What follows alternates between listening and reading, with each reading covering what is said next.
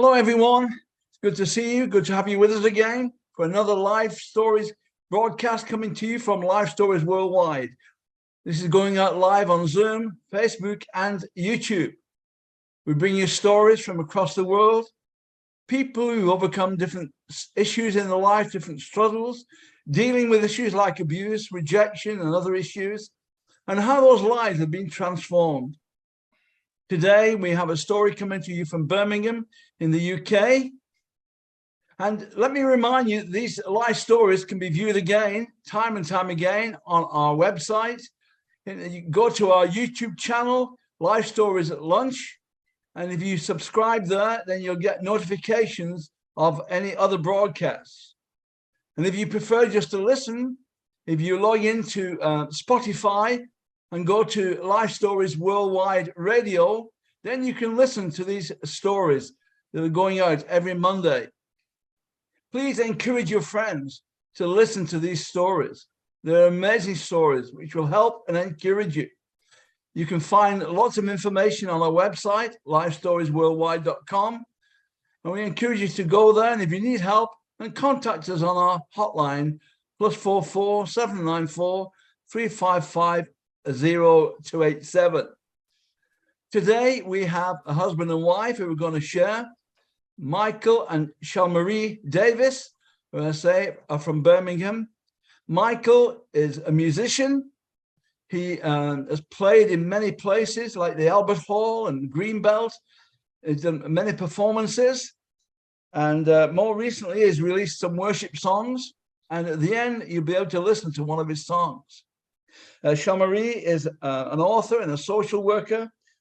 She's originally from the Caribbean, and she's a qualified social worker, as I say, but she had a passion for writing, and she's written many, many books. So today, we're going to introduce, first of all, Michael, who's going to share with you, and then Chalmere. So over to you, Michael.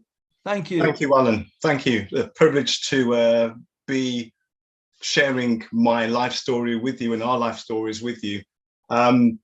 Starting from the early beginnings, I won't say how far back I go, but I grew up in a church-going household.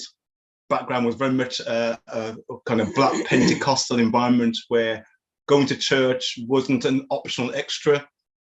It was no choice as a child. Every single week you went, and there were meetings inside the week as well, which was informative, not necessarily interesting for a child growing up in modern day Britain. But it also gave me that sense of awareness of God. So even though I wasn't necessarily a follower as a youngster, I had this sense of being aware of God and faith in God and believing in him, and sort of learned a lot through the kind of sermons I would hear every Sunday. I was attending at Sunday school, so I kind of learned most of the stories of the Bible and understood the basic principles of the Bible. But my intention and my ambition was to become a footballer. That was my whole aim. I was absolutely enthralled by the activities of the three guys who played for West Bromwich Albion: Cyril Regis, Laurie Cunningham, Brendan Batson, and they were my inspiration. And as far as I was concerned, I was going down the road to be a footballer. Much to my mother's disgust and opposition, and she was definitely intending otherwise. And so we had many challenges and battles as to how we would navigate me trying to be a footballer and her trying to keep me going to church and on the straight and narrow path of life. One of the ways in which we mitigated things was that the deal was I could play on a Sunday if I went to Sunday school first. So it was get ready for Sunday school, walk to church.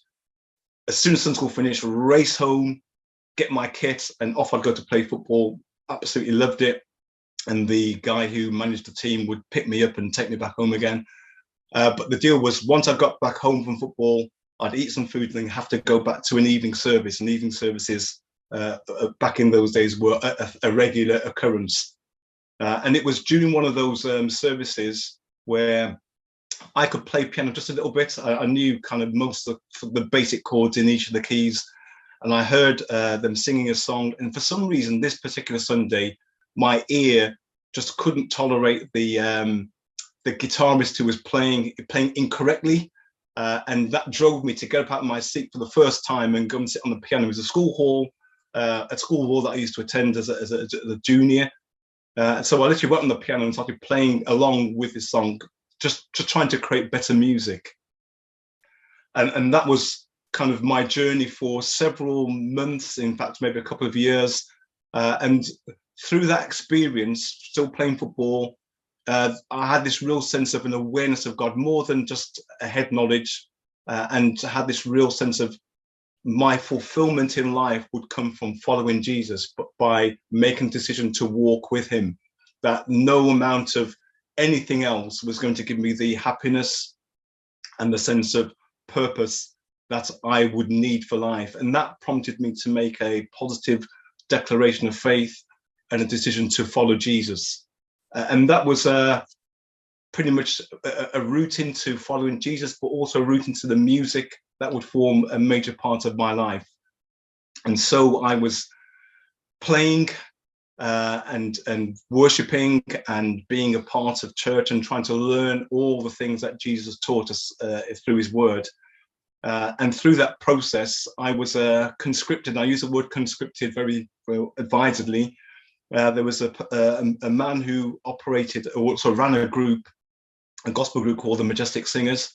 They were very prominent in the 80s and certainly was one of the foremost gospel groups or choirs of its time, doing a work with Kingsway Music and the rest. And they had gone through a transition and needed a keyboard player. And he literally called me one day and said, "You're going to play for this group." And I went, "Well, there's no way I'm anywhere near good enough to play."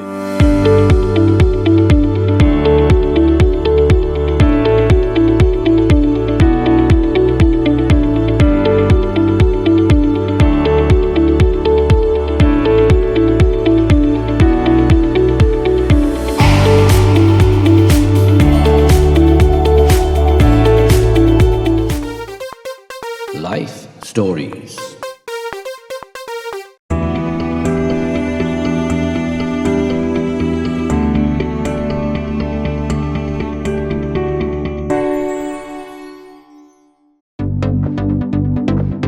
Life Stories Worldwide is brought to you every Monday night at 8 p.m. UK time. We broadcast live on Facebook, Zoom and YouTube. So why not join us every Monday night at 8 p.m. UK time. I could play a bit, but certainly not to the standard that I certainly heard other people doing. But he was very insistent and really impressed and said, "Look, I believe this is something that you need to do. So don't be fearful, step into it and see where it takes you." And it was a baptism of fire, a very challenging early start to playing what I'd call high standard music. But it certainly was God-led and God-intended, because that was the doorway to, as Alan said, traveling around the country, certainly working with the group and other organizations to promote the gospel, to tell the gospel story through music and through song. And that took us to various places, many churches across the country. Most Saturday evenings and Sundays would be out and about on a coach, going somewhere to a variety of churches, Pentecostal churches, evangelical churches, Church of England churches. So things like Greenbelt was a great privilege to play in the big tent. Lewis Palau came to Mission for London, those you can remember that far back. And we were one of the groups that were part of the ministry for that evening. So I happened to walk out into the Albert Hall stage and play on that great stage. It was a great opportunity for me in my younger years. But it kind of led me down a road of recognizing what God would intend and use through the medium of music. And so I got a sense of this growing awareness of it wasn't just music, it wasn't just playing a piano. There were life-changing moments for people. One particular story I recall was we were preparing some songs, and the leader of the group, Justin Lewis, he said, "Let me just share a story with you guys." And he read out a letter that he'd been sent in the post from someone who had listened to one of the group songs. I think one of the albums was being played on a gospel radio station or Christian radio station. And this person had written that they were about to commit suicide and was just really at the end of their life. Turned the radio on and heard one of the songs off the album, and it literally transfixed them to the point where they decided not to commit suicide. Wrote a letter to the manager of the group and said, look, thank you for the ministry of this choir, because through this, my life has changed. I'm now seeking to follow Jesus as a result. And that was such an awakening moment for me to think, wow, the message can be that powerful through song to even turn a life around from committing suicide. And so I think one of the key messages I'd want to share is that recognition and acknowledgement of the very special privilege and opportunity that I have to impact people's lives through the power of music and song. And they are the songs of heaven, and God gives us these songs and gives us this music to share in a way that can impact people's lives in such a dramatic manner. Beyond that, I think throughout my journey, I've been able to play with a variety of different people, different groups. So beyond the group that I joined, the Majestic Singers, I think playing music was just a popular thing back in those days of just joining different groups and sharing music. What I didn't quite appreciate was that this was God's plan to shape what I would be doing, and his way of teaching me and showing me on that journey how I could acquire the requisite skills, understanding and appreciation of all that he has purpose for my life. So taking us into different venues, churches, halls, large venues, pubs, universities, shopping centres, sometimes just sharing a Christmas message through Christmas song and being able to interact with the general public, people who attend those events, typically concerts or music events, and being able to share the message with them, either through the song, the message of the song, or even afterwards being able to kind of discuss and converse what the songs are about and what they mean, has been such a remarkable experience. One of the key moments of my journey, I think, particularly in terms of moving through to where I am now, was being invited to attend the songwriters consultation. And this was an event organised by Graham Kendrick, a few other guys, some of the prominent worship leaders and songwriters of the UK Christian music scene. They would gather songwriters and worship leaders together and go through this whole process of development, talking about the message that we're trying to share, how we go about doing that, the importance of and the role of the worship leading and how that can have an impact on people's lives. And that was definitely a moment of not just learning, but really trying to hone the skills and the craft that I have in a way that can really start to bring impact to people's lives. So over the years of teaching, fellowship, sharing with others, learning some of those techniques and skills, but also just recognizing the awesome privilege of taking the message of God and putting them into the mouths of people. And that's one of the phrases that we sort of shared during our times together. We have this opportunity to put truth into people's mouths, and through songwriting and through leading of worship, particularly in that church setting, we can bring the truth of God to people's lives so that they are awakened to wonder, they are alert to the message of the kingdom and all that entails. But my life isn't just about music. I'm a husband to a wonderful wife who's here from in a bit. She's inventive, creative, industrious, and she'll probably smile at me for saying that.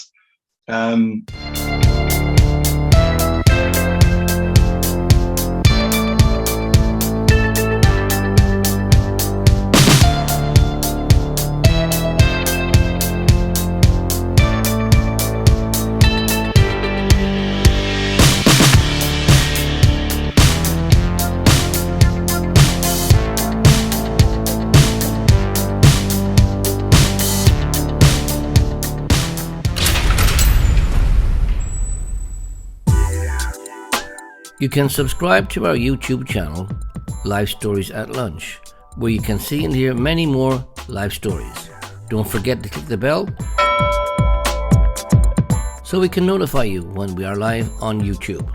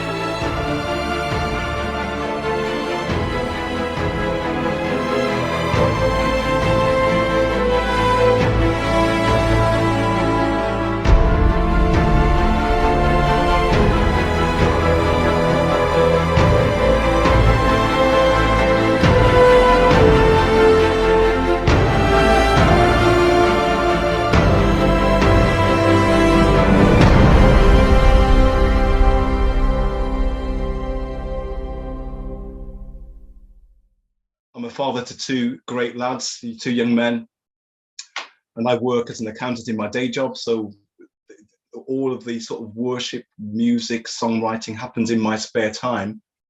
So my 9 to 5 is being an accountant. And so I'm subject to all of the normal challenges of everyday life. And we all go through them. We're not exempt from them, and they're not particular or special to us because we're Christian. And so God gives us the opportunity to apply our faith to those very normal everyday situations and even the big challenges of life. And certainly and we have faced significant challenge where we've had to really decide how much we do believe what we say. And often it's easy to give a testimony when things are going okay. And express faith when everything seems to be all right. But it's more of a challenge when things aren't going right, when prayers aren't necessarily answered the way we anticipate, or when we go through significant struggle or challenge. And it's in those moments where what we believe becomes even more apparent. And so that real sense of challenge to the faith and being prepared to stand through that, even when the outcome isn't great, has been one of the reflections of my life, certainly of the last sort of 5-10 years, where I'm having to really work out, do I really believe that? And if I do, am I prepared to stand for it? And yes, if it means difficulty, yes, I'll still stand in that truth. If it means challenge, yes, I'll still stand in that truth. I'll still declare my faith in Jesus, my walk with Jesus, even through those moments. And so it's a reflection of gratitude and thankfulness that I kind of say that God gives us these opportunities to declare the truths of the kingdom, to bring the truths of heaven to earth, to share those experiences with people through song, through led worship, through my everyday life, and also the opportunity to share that with people who are also on the similar path in terms of developing their giftings and callings. And so I'm grateful and thankful to God that he's called me for purpose. Thankful that I can still remain in that purpose even through the challenges of life, and to convey the message of his truth through those specific moments of songwriting and music, right through to those everyday challenges of life. So looking back over the years, I didn't ever perceive that my early, 3-chord playing would take me to a point at which I'm able to express a thought from God in song, where I'm able to share in music, where I'm able to lead in worship, and I lead at my local church on a regular basis. and to express those things of God, those things that I've learned, and apply them in a faith concept so people can join in with that as well. Very, very thankful for that journey. And even in sharing with Chalmere, my wife, some of those skills helps in the journey she's going through in terms of being even able to help with editing and just having a creative perspective. So that's my story. I hope it's been of some benefit to you, and I'll hand over to Chalmere to tell her stage of the story. Thank you. Well, how do I follow that? I suppose my story is quite different in the respect that Michael grew up in a Christian household, and I didn't grow up in a Christian household. It was very different. Grew up with my siblings in Birmingham, and I always had a sense of wonder. I grew up just thinking, what is beyond the stars? What's beyond the clouds? What's beyond? I was always looking at something beyond, feeling a sense that there was something bigger or greater than what I was presented every day with, which always used to intrigue me and still give me a sense of awe and wonder. And I don't know, for a small child, it was just, I suppose, mystifying. I was always looking beyond.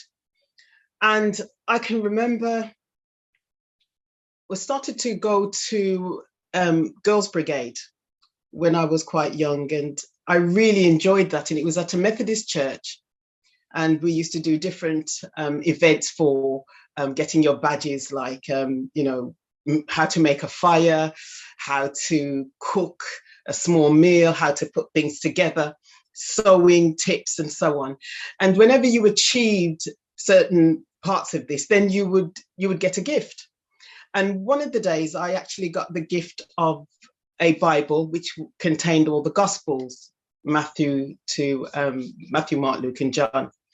And when I got that, I thought, oh, wow, because I enjoyed reading at the time. I thought, wow, this is the Bible, not realizing there was more to the Bible than just these 5 Gospels. I was like, oh, I'm going to read the Bible from cover to cover. And I didn't start straight away, but I thought this was it. This was the Bible. This was something about what people told me about God. And I thought, all right, at some point, I am actually going to read this, and I'm going to learn about who this person is. And I didn't do it straight away, because as a child, you just get on with life, and, you go to school, you eat sweets, you just carry on. But in my teens, one Christmas day, my sister decided to go to church, because we'd grown out of the whole, I suppose, the fairy tale bit about Christmas and sweets and all of this sort of thing and gifts. We wanted to do something else. And so we went along to it was a Christmas Sunday service. And when I went there, that's when so much of my life changed. And I gave my heart to God, as the saying went at the time. And for me at that point, it was just a sense of peace, a peace to some of the questions I'd been asking, a peace to this sort of searching as a young child about what is out there, what is beyond all of this. I was always looking at what's beyond. And that sense of peace then for me was, right, I've found something really special. Life Stories Worldwide is brought to you every Monday night at 8 p.m. UK time. We broadcast live on Facebook, Zoom, and YouTube. So why not join us every Monday night at 8 p.m. UK time? Life Stories.